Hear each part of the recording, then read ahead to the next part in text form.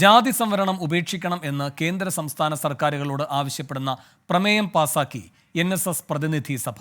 രാഷ്ട്രീയ പാർട്ടികളുടെ പ്രീണന നയത്തിന്റെ ഭാഗമാണ് ജാതി സംവരണം എന്ന് വിമർശനം. ഇത് വിവിധ ജാതികൾ തമ്മിലുള്ള സ്പർദ്ധയ്ക്ക് കാരണമാകുമെന്നും NSS കുറ്റപ്പെടുത്തുന്നു.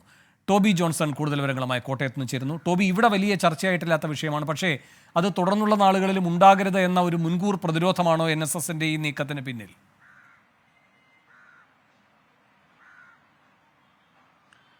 അങ്ങനെ സംശയിക്കേണ്ടിയിരിക്കുന്നു. എന്തായാലും ലോക്സഭാ തെരഞ്ഞെടുപ്പ് പടിവാതിക്കൽ എത്തി നിൽക്കുമ്പോഴാണ് NSSന്റെ ഈ നിലപാട് എന്നുള്ളത് ശ്രദ്ധേയമാണ്. എന്തായാലും ഈ 147ാമത് വനം ജയന്തിയുമായി ബന്ധപ്പെട്ടുള്ള പ്രതിനിധി സമ്മേളനത്തിലാണ് ഈ ഒരു പ്രമേയം കേന്ദ്ര സംസ്ഥാന സർക്കാരുകളുടെ ശ്രദ്ധയിലേക്ക് എന്ന് പറഞ്ഞുകൊണ്ട് അവർ നടപടികൾ ഉണ്ടാകണമെന്ന് ആവശ്യപ്പെട്ടുകൊണ്ടുള്ള ഒരു ഈ ജാതി സെൻസസ് നടപ്പാക്കരുത് എന്നുള്ളൊരു വിഷയം തന്നെയാണ്. കാരണം അത് നടപ്പാക്കുകയാണെങ്കിൽ ജാതി സംവരണം ഉള്ളവരും ജാതി സംവരണം ഇല്ലാത്തവരും എന്ന് രണ്ട് വിഭാഗങ്ങൾ തമ്മിൽ ശത്രുത ഉണ്ടാകാനുള്ള ഒരു സാഹചര്യം നിലനിൽക്കും. അത് വലിയ പ്രശ്നങ്ങൾ ഉണ്ടാക്കുമെന്നുള്ളൊരു സൂചന തന്നെ ആ പ്രമേയത്തിലുണ്ട്.